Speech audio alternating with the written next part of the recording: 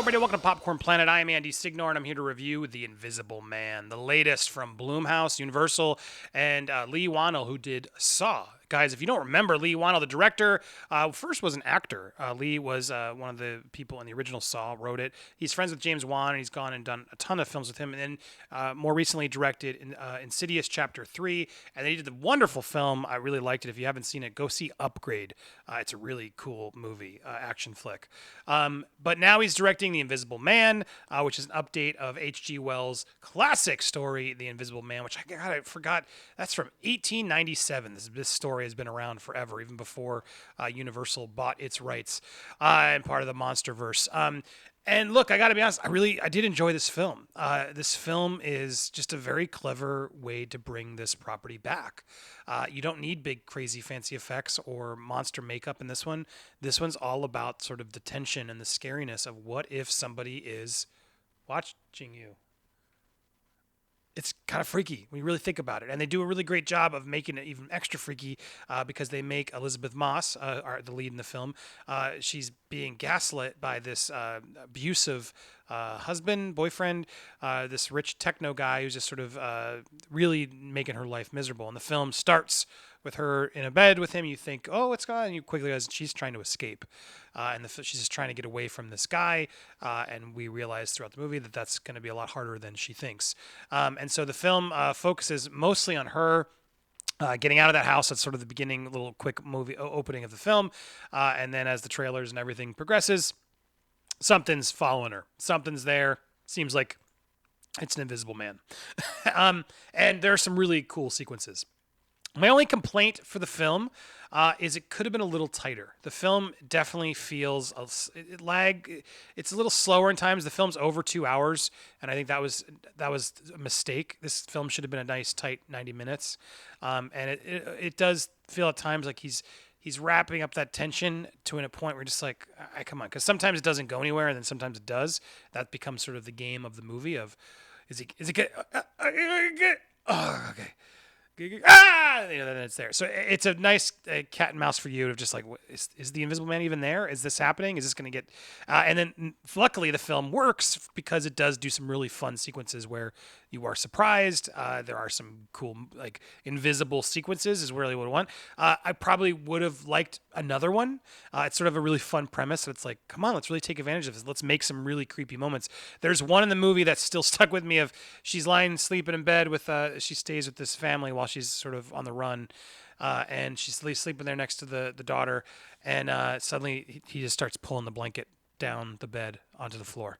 Like little things like that are just like, and he's starting to just F with her, like trying to get in her head and like make it like in the beginning you're not sure is this happening, and then you realize it is happening, and it's just creepy. And then he starts taking pictures of her while she's sleeping, and then there are some definitely some smart Blumhouse-y horror moments. I just wish there were a couple more. That's a compliment because I really liked the ones they gave, but I would have, especially if we're going to keep this a 2 hour runtime, I would have trimmed down some of the tension building to at least deliver another one or two like really quick cool moments of what it would be like, how creepy it would be if there was an invisible man stalking you and just wouldn't give up. That's what the premise of the movie. So the premise is, again, like I said, Elisabeth Moss plays this character who is going, her name is Cecilia, and she is in this very controlling relationship, trapped by this wealthy, the brilliant, he's like a scientist tech thing, clearly building some sort of suit. They imply it right in the beginning as she sort of walks by. I'm not going to spoil like, the realities of it all, but she sort of like walks by this little thing, and you're like, that's clearly going to come back later. What is he building? What is it? And she sort of elaborates as the film progresses, and they do come up with a justification for it all. You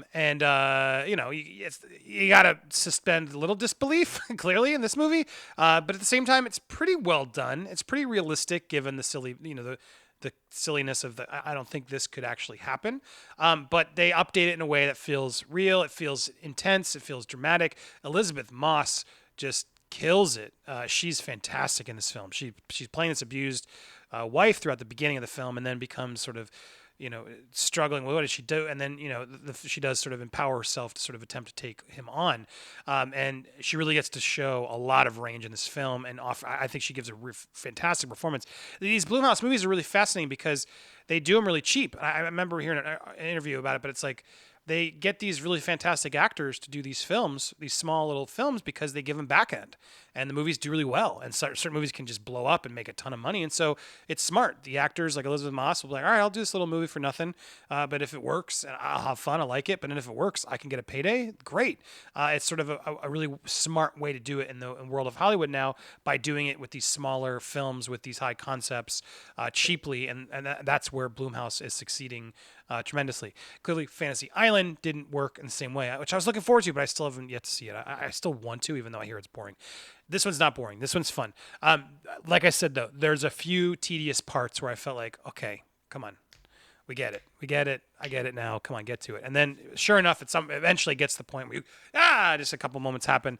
But overall, I really like the film. And so anyway, the conceit obviously is Cecilia then escapes in the middle of the night to sort of into hiding to escape this abusive relationship she's in. And then her sister hides her out into a childhood friend's house who has a daughter played by Storm Reid. And the friend is Aldis Hodge. I liked him a lot. He was great. And Storm Reid's great. And the sister is played by Harriet Dyer. All of the supporting cast is fine. And then we learned that her ex commits suicide. And we're like, oh, it seems like it's okay. But then, of course, the Invisible Man kicks in. What is it? Is it an Invisible Man? Is it? All those questions will be answered, and that's what makes the film work. Overall, I like sort of the sequences they come up with to make it work. There's one particularly in a restaurant I loved that really sort of came out of nowhere. And I was like, damn. So they do some fun stuff that makes the premise work. It's a good enough premise that I would see it again, or I would see more in the universe. I think this idea of an invisible person and pulling things off and spying on you, there's even more they could have done.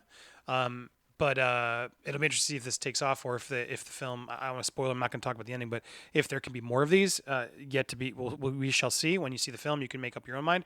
I want to see the premise taken advantage of even more. They have done a lot of Invisible Man movies over the years. Chevy Chase's Memoirs of an Invisible Man. We had Kevin Bacon's Hollow Man. Hollow Man was a close one. One I didn't love. But Paul Verhoeven, who I love from Total Recall and Starship Troopers and RoboCop, he did Hollow Man. I was really looking forward to that. And they do some creepy stuff there. But even that one I felt like didn't fully embrace just sort of where this goes. This Blumhouse version, directed by Leigh Whannell, it does definitely deliver that sort of low-budget, smart, high-concept idea in a way that does work. So overall, I did really like the film. I do suggest you check it out in theaters. It's a fun. The crowd reacted. Everyone seemed to really enjoy themselves, and it's a wonderful sort of. What's nice is it's not gross or super scary. It's just tense. I like those types of movies. Like I'm not having nightmares about it, but definitely, when I turned off the lights last night, I walked up the stairs a little bit faster. It's one of those types of feels, but it's not one that's going to like totally F you up or screw you up. There's some serious moments in the movie, but overall it's more of a mind F is what I would call it, and just clever tension building to some really cool sequences of like, whoa, how are they doing that?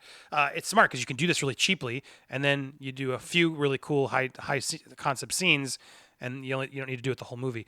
So anyway, high marks for me. I give it a thumbs up. I would recommend it. Again, probably could have trimmed the runtime down, and it would have been nice to have one or two little more moments because I wanted more in that world. But overall, I did really like the film. So check it out this weekend. Quick calls of actions to you guys as you're watching. I do this thing called Moviegoers React, where I film people outside the theater, usually Thursday nights after screenings, preview screenings. I'm trying to get more reactions outside of Tampa. I want to get some people out there. If you are interested in trying to get out there and you want to help me and you have a little camera, heck, you can do it on your phone. If you want to go do that, please reach out. You can hit me up on social media at Andy Signore. I just need someone who's reliable, who can be there at the end of a screening, pop outside and and be personable. Get permission. You got to get permission and film some reactions of people leaving the theater. If you want to get on that or you want to film some of your own, please hit me up on social media so I can continue to do that series, because sometimes I can't always do the Thursday, and I want to get some other versions. I want to mix my Tampa crowd with other people out in the U.S. or around the world. So if you want to get into real reactions with me and get involved in reviewing, please reach out. Let me know. And one more ask for while I have you, as I'm trying to do this in a lot of my videos, you'll start hearing me talk about this. But please go over to YouTube/Hugging the Cactus. I'm finally releasing this show soon. More information's coming. I'll be uploading a separate video talking about what's coming.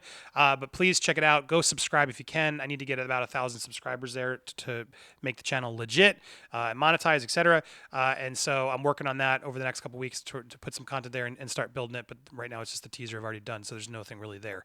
And I just announcing. So if you guys can go over there, support it. If you've been wanting to watch that series, it's coming. Some really great stories. It got some really cool guests.